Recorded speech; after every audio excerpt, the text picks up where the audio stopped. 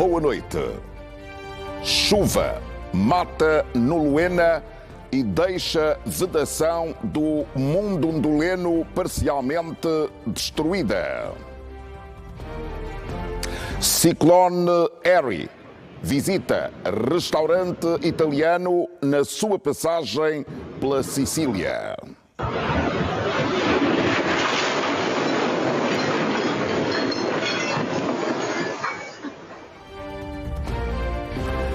Donald Trump diz que não vai usar a força, lembra que a Groenlândia já foi dos Estados Unidos e que agora quer de volta.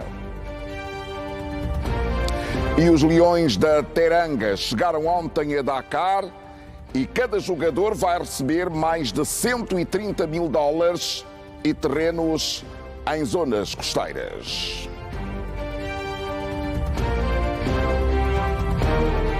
Hoje é quarta-feira, dia 21 de janeiro. Hoje é o dia da Força Aérea Nacional. Você está a ver o Telejornal.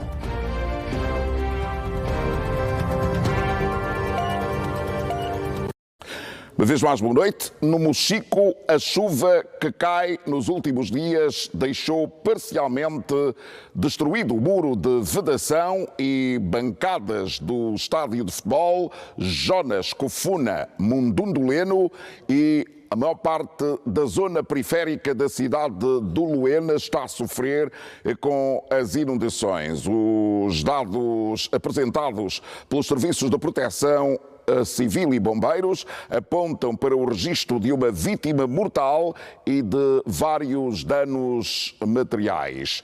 O governo do Mochico garante especial atenção a esta situação. Nas últimas semanas, a cidade de Luena tem registrado chuvas intensas e frequentes. Como resultado, várias residências e ruas da cidade capital encontram-se inundadas, o que dificulta a mobilidade e estadia dos moradores. Durante quase essa semana toda, a enchente aqui não para. Então estamos mesmo assim, nem sair não dá, quer dizer, a pessoa tem que arranjar uma forma de como passar. Do jeito que estão a ver essas estradas, lagoas, não conseguimos passar. Temos que procurar taxista assim, pegar 100 para nos atravessar. Saímos em casa úmido, chegamos na escola molhado. O estádio de futebol Jonas Kofuna Mundunduleno, pertencente ao Bravos do Maqui, também não resistiu, tendo desabado uma parte da bancada devido à umidade provocada pelas águas das chuvas. Ainda decorrem trabalhos de vistoria, análise, acompanhamento de todas as áreas que o muro circula para se verificar se ainda há uma zona com perspectiva de ceder, porque isto só ocorreu em função das chuvas que decorrem na cidade de Luena desde sexta-feira passada. O Serviço de Proteção Civil e Bombeiros no Mochico acompanha a situação de perto e confirma a morte de uma criança. Uma criança que morreu no Rio Luena e, por exterior, fomos chamados para acudir à situação no bairro Zorro, numa residência onde ficou totalmente inundada e que, a partir das 5 horas da manhã, estivemos lá a trabalhar até aproximadamente às 14. Em registro feito o controle, nos deparamos também aqui na Casa do Registro, que é o estabelecimento governamental. Como vemos que durante o dia nos mostra que os funcionários não tiveram possibilidade de se colocar no seu lugar de trabalho, tanto quanto os utentes não puderam cá chegar para fazer a recepção dos seus documentos. Pois sim, nos mete preocupados, estamos a trabalhar junto à administração para vermos se a gente retira essa água de uma forma a obtermos aqui uma bacia de retenção para que amanhã a empresa retome, ou seja, a instituição retome a realizar as suas atividades diárias.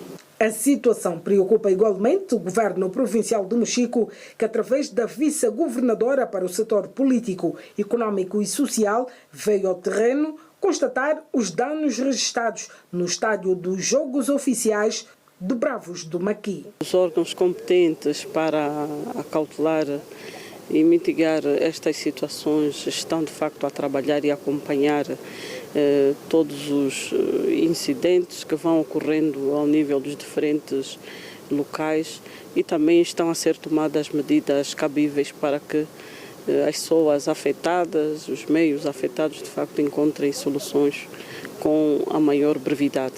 O INAMET indica chuvas moderadas no final deste mês e no princípio do próximo, mas ainda assim o Serviço de Proteção Civil e Bombeiros aconselham cuidados redobrados, tendo em atenção o volume das cargas pluviométricas que ainda vão cair nesta região do país. A reportagem do Sapalo Vela e do Gelson Faustino, aqui narrada pela Arlete Simão. E agora, o estado do tempo.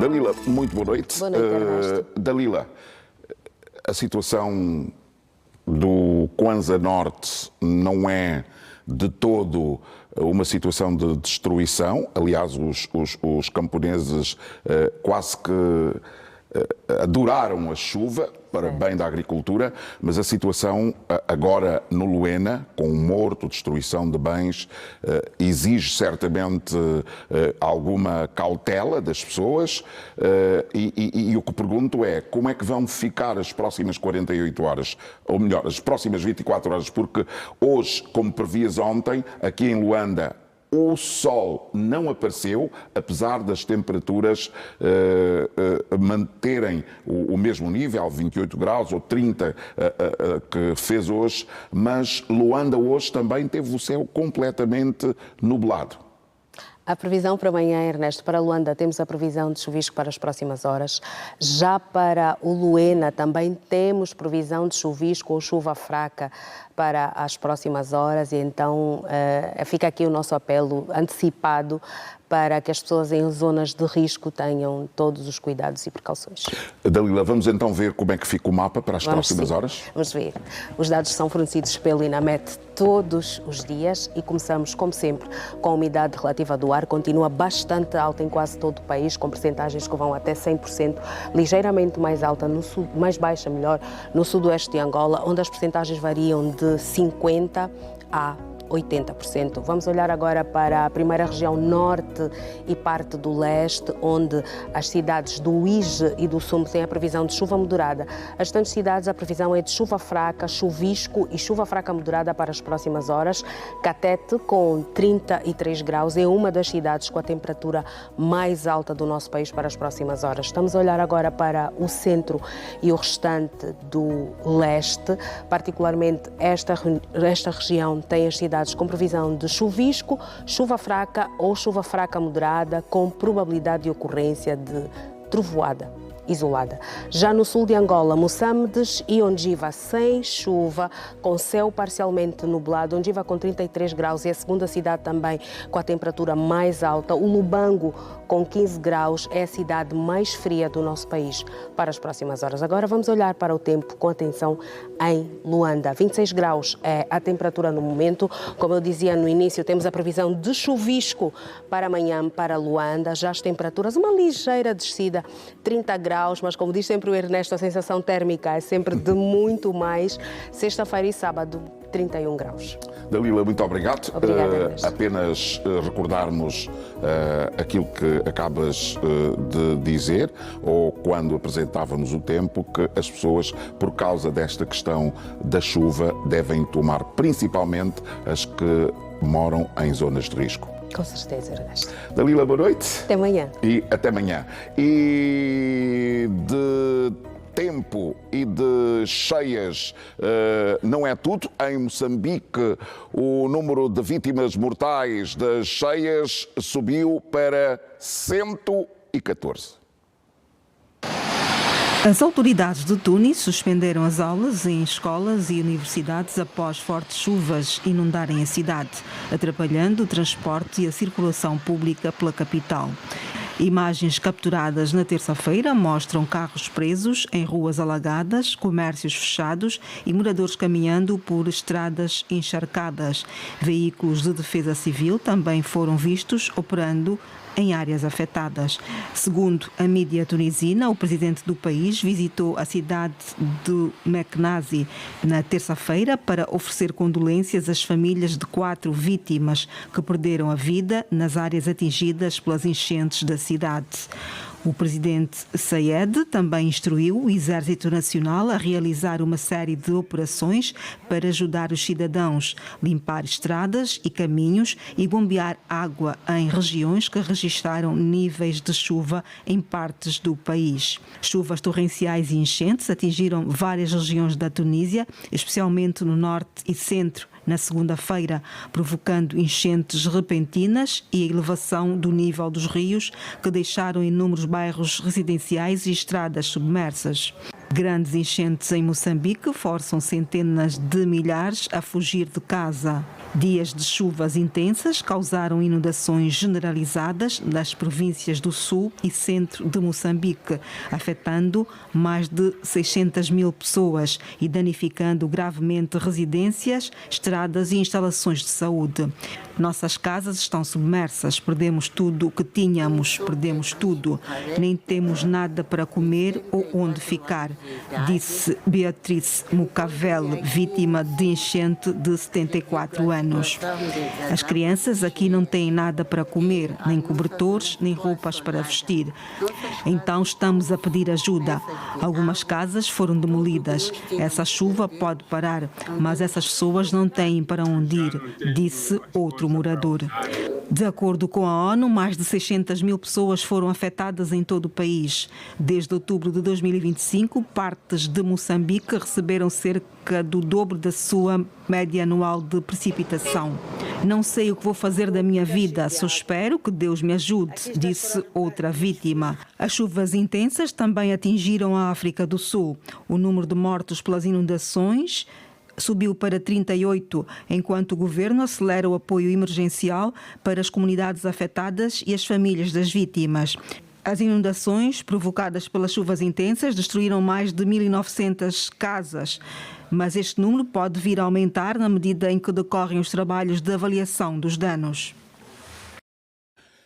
E o Secretariado Executivo da Comunidade dos Países de Língua Oficial Portuguesa expressa a sua solidariedade para com o povo e o governo de Moçambique na sequência das cheias que afetam diversas regiões daquele país, com perdas humanas, deslocação de populações e danos significativos em infraestruturas essenciais. Neste momento adverso, o Secretariado Executivo solidariza-se com as famílias enlutadas pelas calamidades que ocorrem e apela à solidariedade internacional com vista ao apoio às populações vulneráveis que vivem em zonas afetadas pelas crises climáticas cíclicas em Moçambique, sobretudo nos locais críticos como as províncias de Maputo e Gaza. No quadro dos compromissos assumidos no âmbito da Convenção Quadro das Nações Unidas sobre Alterações Climáticas, o Secretariado Executivo exorta os organismos internacionais competentes, designadamente a Organização das Nações Unidas para a Alimentação e Agricultura FAO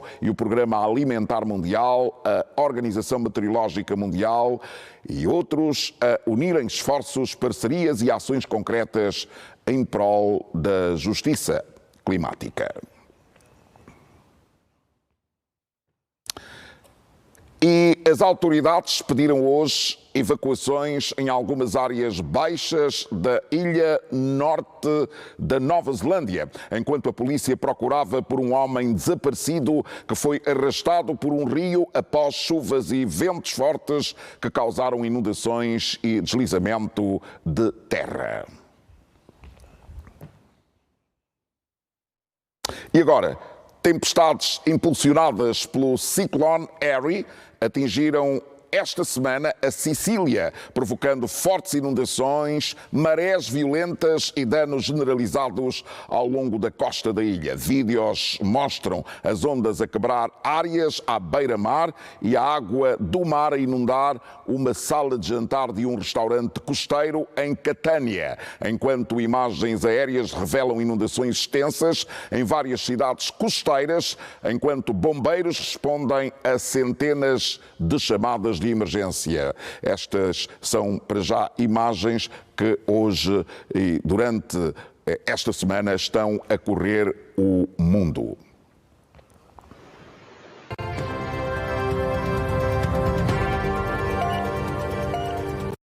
O Ministro das Obras Públicas, Urbanismo e Habitação já está em Luanda, depois de ter visitado a província do Ambo. Antes de deixar aquela região do país, Carlos Santos foi ver a estrada Cuima-Cusse, que liga as províncias da Huila e do Ambo. A obra encontra-se em fase conclusiva, com a entrega prevista para o mês de julho deste ano. Para quem gastava tempo e recursos financeiros com passagem por Benguela para chegar à Huila, a abertura do troço vai servir de alívio para quem cruza diariamente as estradas do país. Um tempo atrás tínhamos dificuldade no troço do desvio até aqui à ponte, mas desde que a estrada está em obra, na verdade está melhorando.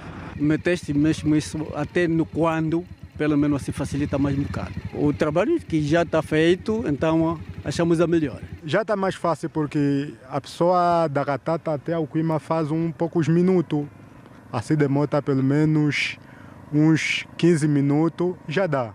Durante a sua jornada de campo para constatar o andamento das obras de reabilitação e construção dos mais de 200 quilómetros de estradas em curso nesta província, o ministro Carlos dos Santos interagiu com os automobilistas e garantiu que a entrega da via Cuima-Cusse é agora uma questão de dias. Estaremos prontos em julho deste ano para estarmos aqui e ver a ligação prioritária entre o Ambo e a Huila. Entretanto, com uma execução física de 25%, a Estrada Nacional número 354, que liga o desvio do Gove ao município de Chipindo, na província da Huila, até finais de setembro de 2027, deverá ser entregue. Os trabalhos decorrem também muito bem.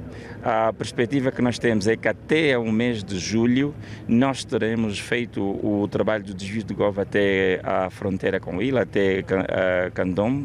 Em julho já teríamos. Podemos esticar mais um bocado por causa da ponte. Teremos uma ponte muito grande, com cerca de 120 metros de vão. E depois ficaria até julho de 2027, que é o troço que se segue da fronteira do Candombe para o Chipindo. Vamos bater aqui ao Rio Cunene, vai que não vai. Mas a partir do Rio Cunene para o município do Chipindo estava mesmo muito mal. Comparando com o tempo passado com o atual, algo está a melhorar. A estrada Cuima-Cusse, que liga as províncias do Ambo e Huila, pode ser inaugurada em julho deste ano. A Sociedade Mineira de Catoca é já o segundo maior contribuinte de receitas cambiais do Estado. A mineradora, que está a celebrar 31 anos, fala num percurso marcado por um elevado nível de produção, criação de emprego e um contributo decisivo para posicionar o país entre os maiores produtores mundiais de diamantes naturais.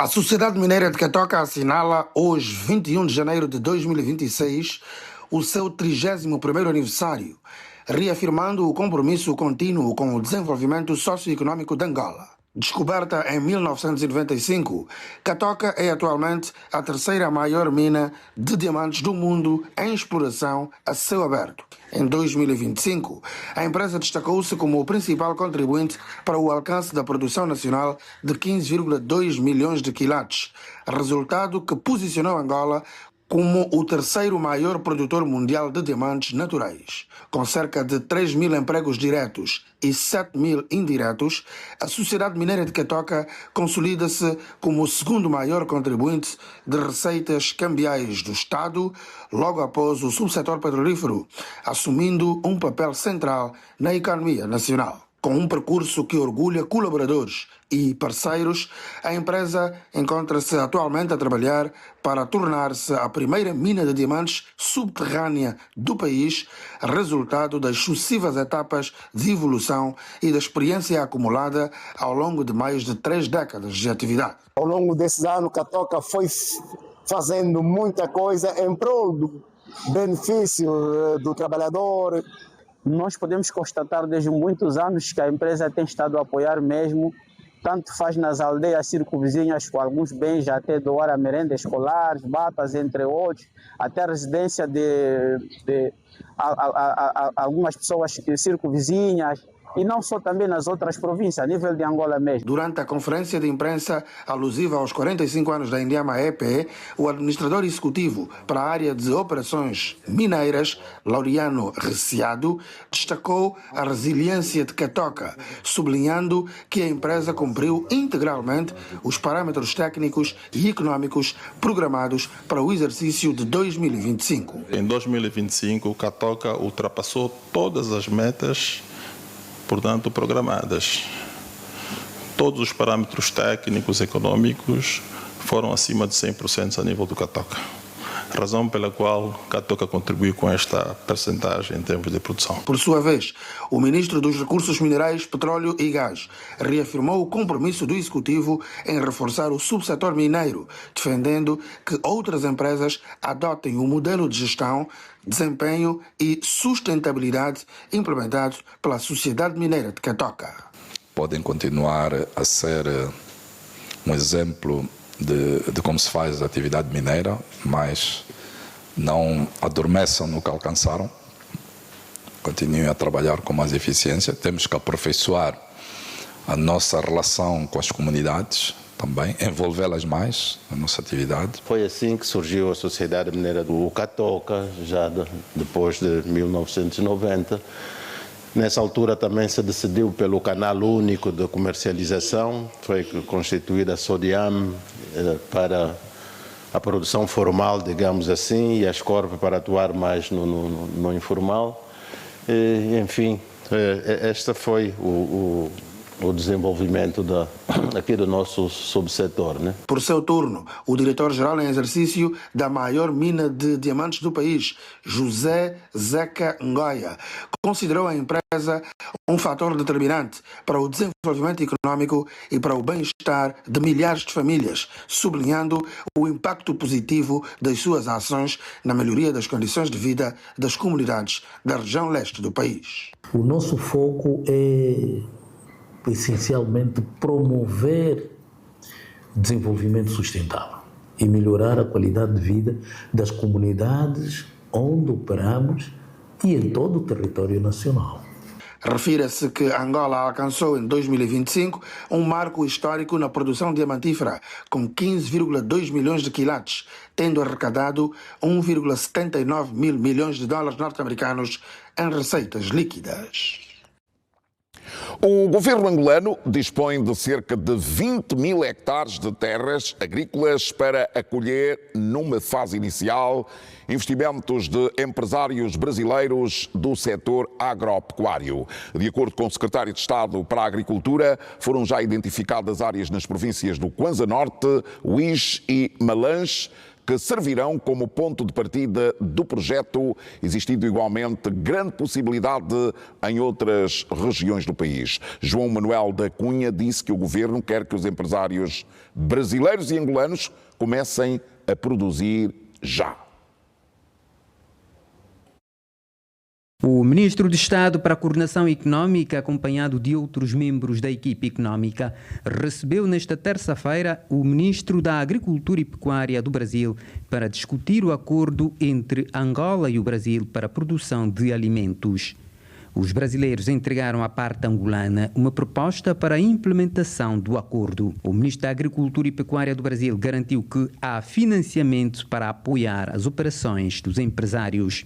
Trouxemos uma proposta estruturante do arranjo financeiro para financiar esse investimento. O Brasil está disposto a fazer os investimentos, o Banco Nacional de Desenvolvimento Econômico e Social Brasileiro, BNDES, o Banco do Brasil, através da sua linha de crédito de financiamento e custeio, a exportação também já está estruturado.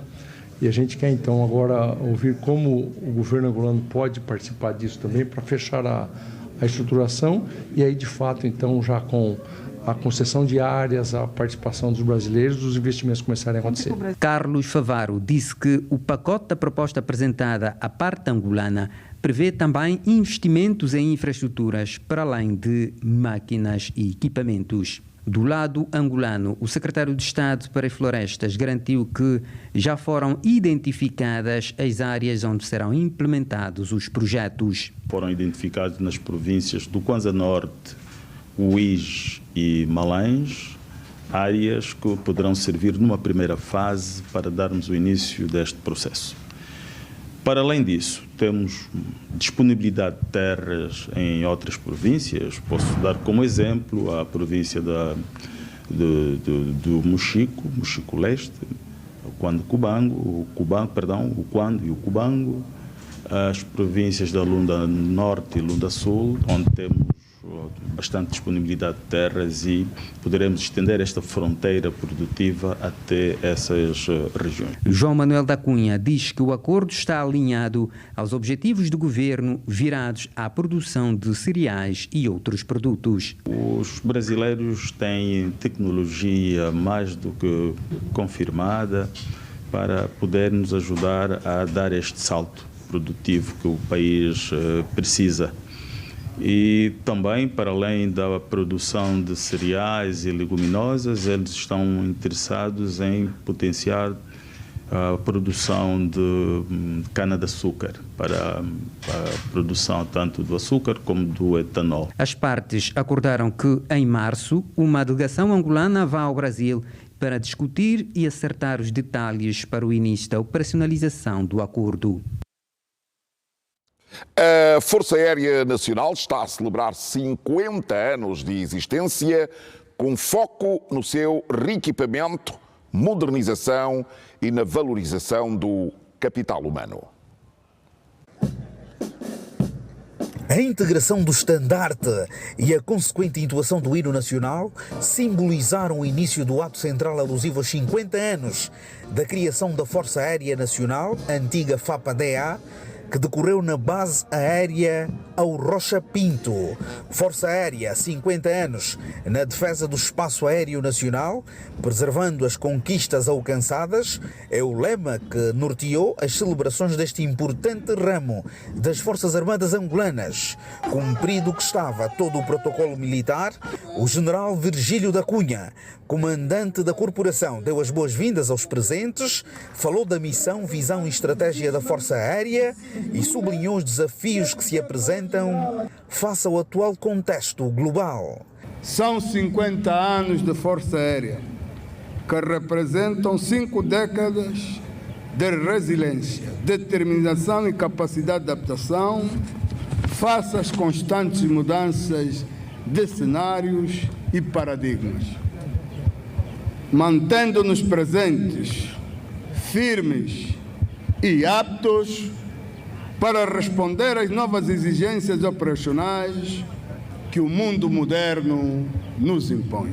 Presidiu o ato o general da aviação Altino dos Santos, que, ao tomar a palavra neste ponto mais alto das celebrações, exortou o fator homem, que, na sua visão, deve continuar a ser valorizado em sede da defesa dos mais altos interesses da nação, em detrimento das necessidades pessoais.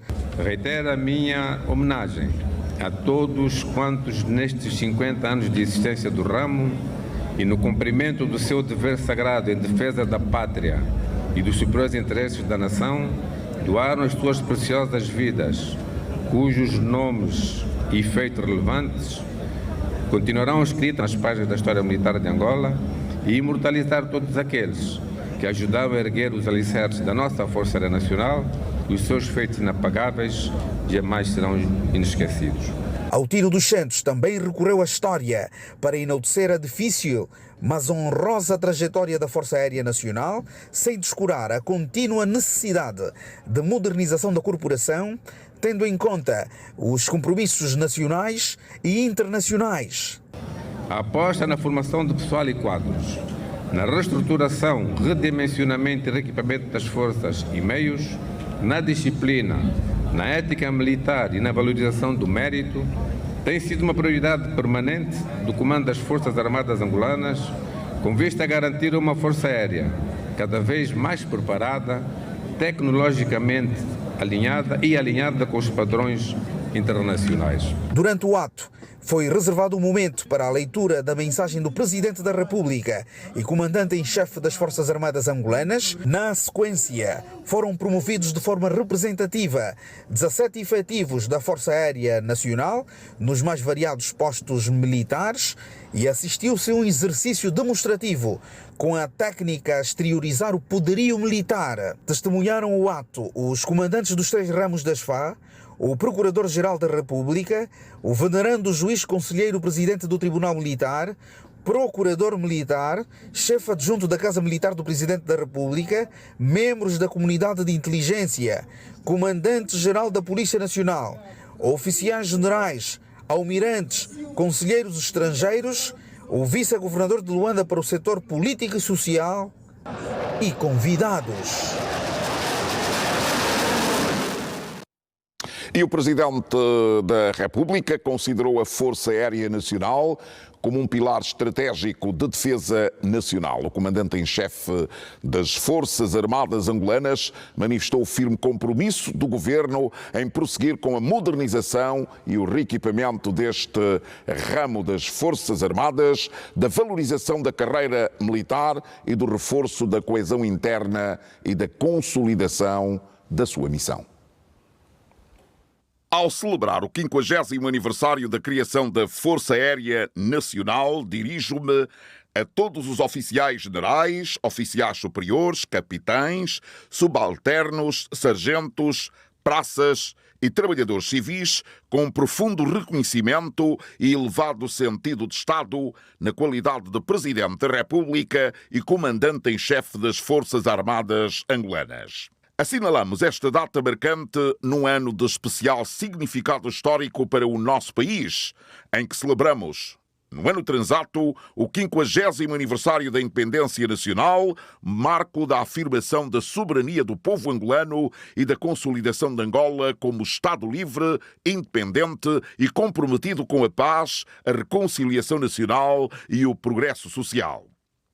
Desde a sua criação, a Força Aérea Nacional tem-se afirmado como um pilar estratégico da defesa nacional, desempenhando um papel determinante na garantia da soberania do espaço aéreo, na preservação da integridade territorial, no apoio às operações conjuntas das Forças Armadas Angolanas, na segurança interna, bem como em missões de interesse público, humanitário e de proteção civil. A Força Aérea nasceu da necessidade histórica de consolidar a independência nacional, defender a jovem República e assegurar a capacidade de resposta do Estado angolano face aos desafios da segurança e da defesa, e ao longo destas décadas demonstrou elevado profissionalismo, coragem, disciplina e espírito de missão, contribuindo de forma decisiva para a manutenção da paz, da reconciliação nacional e da estabilidade política e social do nosso país.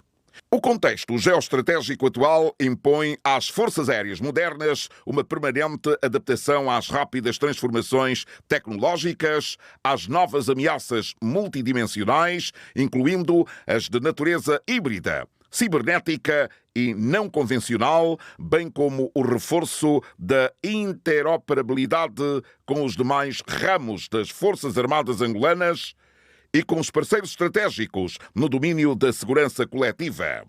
Neste sentido, o Executivo reafirma o seu firme compromisso em prosseguir a modernização, o reequipamento e o fortalecimento da Força Aérea Nacional, investindo de forma contínua no capital humano, na inovação científica e tecnológica e no reforço da capacidade operacional.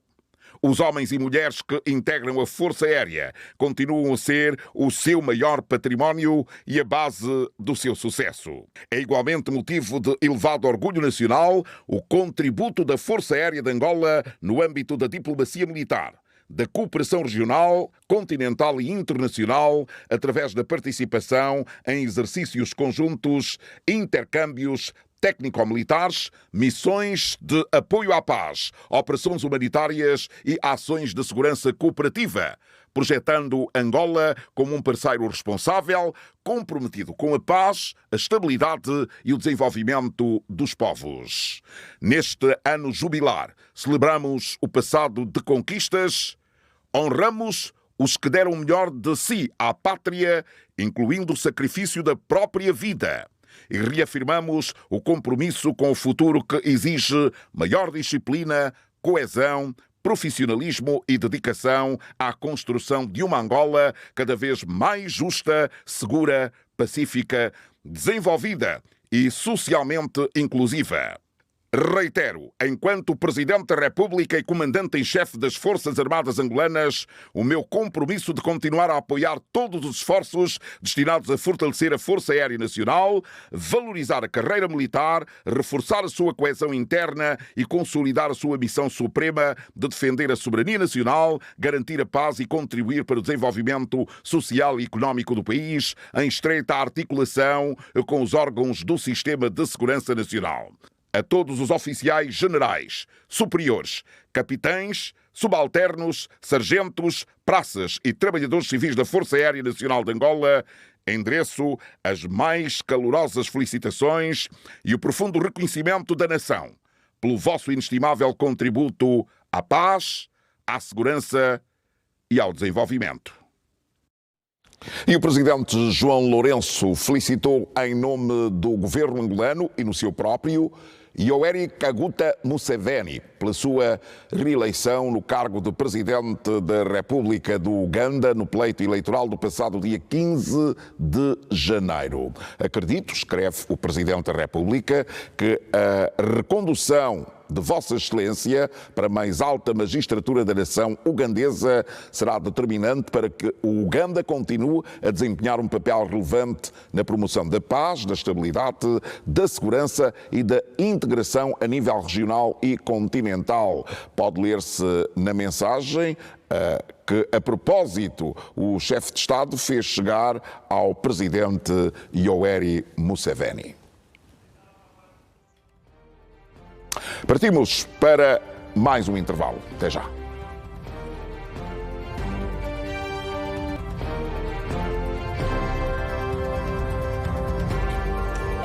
O telejornal está de regresso. A provedora de justiça mostrou-se hoje uma vez mais preocupada com o crescente número de casos de abuso sexual contra menores.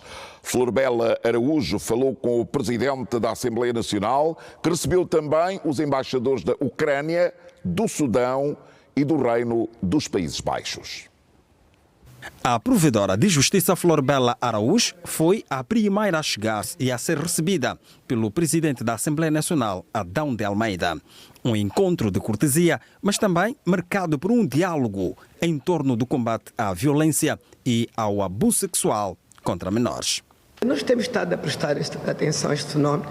Temos um despacho que criou uma comissão para apoio às crianças e até, por sinal, ainda a semana passada, recebemos em audiência os familiares de uma criança que foi recentemente violada, um jovem rapaz, e que até depois de analisarmos a questão e termos ouvido a mãe, que por sinal tem questões muito vulneráveis, nós conseguimos com que esta criança e outro irmão que nos estudavam fossem, portanto, alojados no lar Dom Bosco, junto da administração do Sambizanga, ver se conseguimos que mais 3 crianças que não estudam e que também são filhos ou irmãos do menor que foi violado, que sejam, portanto, colocados na escola o mais rapidamente possível.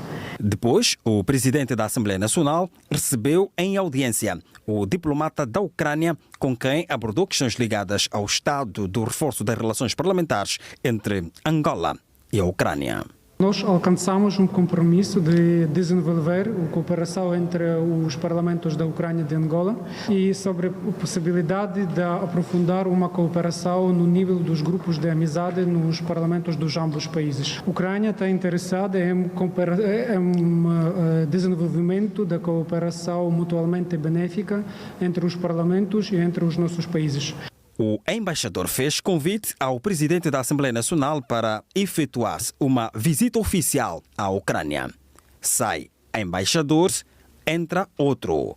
O diplomata da República do Sudão veio transmitir a atual situação da guerra regional que o país enfrenta. him about the situation in the Sudan. E mostrei-lhe a situação que ocorre no Sudão. As you know that Sudan is passing now almost 3 years through a war of aggression against its people and its army. Como sabes muito bem, Sudão está a ultrapassar nesse exato momento, sensivelmente 3 anos, uma guerra regional. This war against the Sudanese people is led by a militia called Rapid Support Forces Militia or Janjaweed. E essa guerra está a ser desencadeada pela Somalia and unfortunately receive support from certain regional countries. E feliz ou infelizmente estamos a receber algum suporte e ajuda dos países regionais. And caused devastation in the civil infrastructure in general in Sudan. E está a desencadear algumas desestruturação a nível de infraestrutura. Já os Países Baixos celebram os 50 anos de relações diplomáticas com Angola. A embaixadora diz que os Países Baixos pretendem dinamizar a cooperação parlamentar e abrir novas áreas de trabalho. E temos laços já muito fortes e muito importantes, mas queremos fortalecer ainda mais estes laços. Então, falamos sobre talvez uma troca de parlamentares, ter uma visita de parlamentares de Angola para os Países Baixos ou vice-versa. Estamos a falar sobre o que podemos fazer na área comercial também. Os Países Baixos trabalham muito no corredor de Lobito e temos uma plataforma agrologística da CAALA, então apoiamos com a criação desta plataforma e queremos continuar de trabalhar nesta área. As relações entre os dois países têm registrado nos últimos anos progressos notáveis nos mais diferentes domínios da vida económica e comercial. E o papel das mulheres no fortalecimento do Parlamento, desafios e perspectivas, é o título do livro lançado ontem aqui em Luanda. A obra da autoria das deputadas Esperança Pembele, Ana Maria e Odete Tavares aborda o contributo e a participação da mulher deputada na aprovação das leis. 3 mulheres, 3 pensamentos e uma única visão dentro e fora da Assembleia Nacional, refletida em livro sobre o papel das mulheres no fortalecimento do Parlamento. A obra é uma inspiração das deputadas Esperança Pembele, Ana Maria Alves e Odete Tavares, que em 6 capítulos e 154 páginas da introdução, com o título O Caminho que nos trouxe até aqui, a história invisível da participação feminina até biografias das deputadas de diferentes legislaturas, falam do que a mulher tem vindo a contribuir na discussão e aprovação de leis. Isto é para a mulher, esteve sempre presente nas discussões dos diplomas que hoje nós temos, que regem o nosso país, naquilo que é a decisão das mulheres, de toda a população. Então a mulher esteve sempre na linha de frente e nunca ficou para trás. As mulheres trabalham para as leis serem aprovadas, por exemplo, a lei da família. As mulheres têm o mesmo papel que desempenham os homens e têm uma grande contribuição a nível do Parlamento. Lança um repto às demais mulheres para que tenham interesse aos aspectos políticos que permitem a eleição por meio de listas de partidos. Ana Maria Alves sublinha a representatividade que tem sido estimulada pelo Presidente da República, João Lourenço. Pelo devido apoio e até mesmo relevante apoio que tem dado em relação ao empoderamento da mulher ou à igualdade de género. A sessão da apresentação do livro juntou familiares, amigos, antigos e atuais deputados. Com depoimentos e assinaturas, o contributo destas mulheres foi enaltecido. Este livro tem um mérito particular. Não reivindica abstrações, documenta contributos. Não proclama slogans, analisa processos. Não idealiza, avalia com rigor. As suas autoras fazem algo essencial para qualquer democracia madura. Transformam a presença feminina no Parlamento não num argumento retórico, mas num fator mensurável de fortalecimento institucional. Nos anos da Angola independente, os registros rezam que este é o primeiro livro que nasce de mulheres deputadas. Entre desafios, a violência física e sexual consta da abordagem. Deixa-me lembrar-me aqui a Lei 25/11, a Lei contra a Violência Doméstica, que foi de facto um ganho no sentido de nós municiarmos as pessoas com elementos para poderem então ter a cultura da denúncia contra a violência doméstica. A partir dessa lei, a violência doméstica tornou-se um crime público, qualquer um pode denunciar, e isto ajudou a elevar a cultura da denúncia no seio das famílias. Encorajá-las e agradecer por elas terem tido esta vontade de se exprimir e de espalharem também a história das mulheres no Parlamento angolano. As mulheres levam ao Parlamento, sobretudo, força, coragem, determinação para colaborar no grande edifício que é a democracia. Na ocasião, foi igualmente lançado o livro da deputada Esperança Pembele, intitulado Os Resíduos que Geram Riquezas, os desafios da sustentabilidade ambiental em Angola. E partimos rapidamente para o segundo intervalo. Quando regressarmos, vamos olhar para o regresso da seleção do Senegal a Dakar. Já sabe que os jogadores cada vai receber mais de $130 mil e terrenos em zonas costeiras. Até já. Chegamos ao fim do telejornal, assim em especial.